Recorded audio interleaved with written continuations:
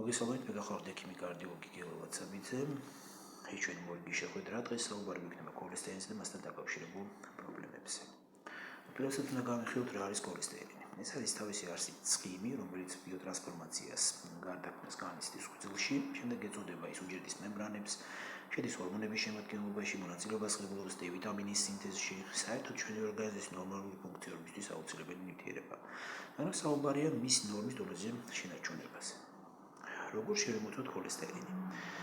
კვლევას ქვია ლიპიდური სპექტრი, რომელიც უზმოდ ტარდება და თუ დააკვირდებით კვლევის შედეგებს, აქ არის რამოდენიმე ფრაქცია განხილული. პირველი ეს არის საერთო ქოლესტერინი, შემდგომში არის მაღალი სიმკვრივე, დაბალი სიმკვრივე, ძალიან დაბალი სიმკვრივე, ტრიგლიცერიდები და ბოლოს ათეროგენობის ინდექსი, რომელიც ფრაქციებს შორის შეფარდების კოეფიციენტია და ათეროსკლეროზული დაავადების განვითარების რისკებს განსაზღვრავს. თავისთავად პაციენტისთვის მნიშვნელოვანია, რადგან აცილებული იქნას მომავალში ათეროსკლეროზული დაავადების განვითარებიდან მიოკარდიtis ინფარქტი, ინსულტი და ასე შემდეგ. ვინ ამოწმებს ქოლესტერინის ანალიზს? ეს არის თერაპიული პროფილის ექიმები, კონკრეტულად თერაპევტები, ოჯახის ექიმები, ენდოკრინოლოგები, კარდიოლოგები, ნევროლოგები. და ასე ვთქვათ, მისი შემოწმების დინამიკასაც სწორედ ეს სპეციალისტები, თქვენი მკურნალი ექიმები განსაზღვრავენ. უნდა აღინიშნოს, რომ მაღალი სიმკვრივის ქოლესტერინი, რაც ჩვენ ჩამოვთვალეთ ფრაქციები, ანუ მაღალი სიმკვრივის ქოლესტერინი წარმოადგენს სასარგებლო ქოლესტერინს, ხოლო დაბალი სიმკვრივე, ასე ვთქვათ, და ძალიან დაბალი სიმკვრივე, ასევე ტრიგლიცერიდები დამაზიანებელი ფრაქციებია. ეს სწორედ მათ მოწესრიგებაზეა საუბარი. მედიკამენტებიც ასეთივე ჯგუფის არის, ანუ დაბალ სიმკვრივეზე მოქმედებს ზოგიერთი, მაგალითად ეს არის სტატინები, ტრიგლიცერიდებზე, ფიბრატები ან მათი კომბინაცია. უნდა აღინიშნოს, რომ თუ მონაცემები არ არის მნიშვნელოვნად მომატებული, შეიძლება განხილებოდეს დიეტოთერაპია. დიეტოთერაპიაში იგულისხმება შედარებით ქოლესტერინის ნაკლები შემცველობის საკვების მიღებაზე. მიაჩნიათ ოპერატიულობა, მაგალითად, მოხარშო პროდუქტებს და არა შემწვარს, ცილით მდიდარი პროდუქტები მიიღეთ, როგორც არის თევზეული, ხილი და ბოსტნეული, ფრინველის ხორცი, რაც შეეხება საქონლის და ღორის ხორცს, აქ რა თქმა უნდა, საუბარია, რომ ის უფრო ნაკლები ცხიმის შემცველობით მიიღოთ, არ მიიღოთ მათი ნახარშები, რომელიც ასევე მდიდარია სწორედ ქოლესტერინით. ამ გრაფიკსაც, რა თქმა უნდა, და მიღების რეჟიმსაც დაკიდგენ თქვენი მკურნალი ექიმი, მაგრამ თავად თქვენ სწორედ ასე უნდა მოიქცეთ. შეეხება კიდევ ერთ პროდუქტს, ეს არის ტკბილეული, ანუ შაქრების მაღალი შემცველობის პროდუქტები, აქაც შეეცადეთ რომ მოედოთ მათ მიღებას, რადგან ის ცხიმის ცვლას და დარეგულირებას უშლის ხელს.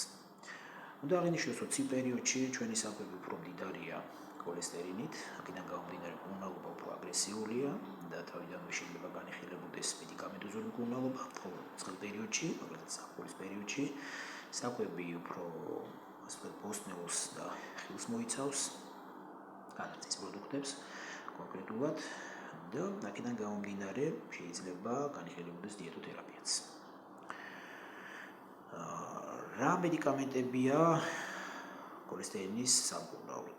ეს არის მედიცინური სტატინები, რომელიც დაბალ სიმკვრივეზე მოქმედებს და ფიბრატები, რომლებიც არის, ასე ვთქვათ, ტრიგლიცერიდების სამკურნალო, თუმცა განიხილება კიდევ ომეგა-3 ტიპის მედიკამენტები, რომელიც ორივე ფრაქციაზე გარკვეულწილად მოქმედებს და ის შეიძლება ალტერნატიულად განიხილებოდეს მკურნალობის პროცესში, როდესაც აღნიშნულ ზემოთ აღნიშნულ ნივთიერებებზე გარკვეული გვერდი ეფექტებია. რა გვერდი ეფექტებზე შეიძლება იყოს საუბარი? ეს არის პირველ რიგში ღვიძლზე დამაზიანებელი მოქმედება, რაც გამოიხატება გულისრევის შეგრძნებაში, ეგრეთ წოდებული დიარეის კომპონენტებში, ანუ გუჭის აშლილობის კომპონენტი, კუნთების ტკივილი და ასე შემდეგ.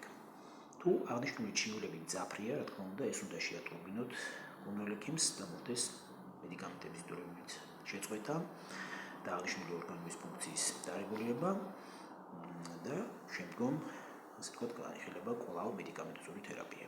ან მოხდეს მხოლოდ მედიკამენტების დოზების კორექტირება, რის შედეგადაც აღნიშნული ჩივლები შემცირდება ან სრულად მოიხსნება. რადგან მოგახსენებათ, რომ თავად მკურნალობა შეიძლება მთელი სიცოცხლის განმავლობაში მიმდინარეობდეს. ვინ მკურნალობს ქოლესტერინის ცვლის დარღვევას? ეს არის თერაპიული პროფილის ექიმები, ძირითადად კონკრეტულად თერაპევტები, ოჯახის ექიმები, ასევე კარდიოლოგები, ენდოკრინოლოგები, ნევროლოგები. და დიეტოთერაპია იქნება ეს თუ მედიკამენტოზური თერაპია, სწორედ მათთან შეთანხმებით უნდა გადაწყვეტოთ. რა დინამიკით შემოწმდეს ქოლესტერინის ცვლა? თუ ექიმი კონკრეტულად არ დაგიდგენთ რეჟიმს, მაშინ მედიკამენტების დაწყებიდან 1 თვეში უნდა მოხდეს ლიპიდური სპექტრის შემოწმება, შემდგომი კვლევა 3 თვეში ტარდება, ხოლო შემდგომი 6 თვეში. 6 თვის შემდეგ შეიძლება საერთო ქოლესტერინითაც კონტროლი ლიპიდური ცვლის. შესაბამისად, სწორედ ეს ის მინიმალური სტანდარტია გრაფიკის, რომელიც თქვენ შეიძლება განსაზღვროთ.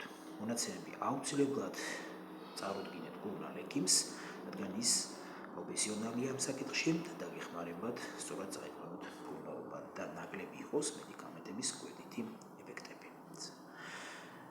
დღეისთვის ეს არის მოგწერეთ თქვენთვის აქტუალური კითხვები, გამოიწერეთ არხი, ისურვებთ.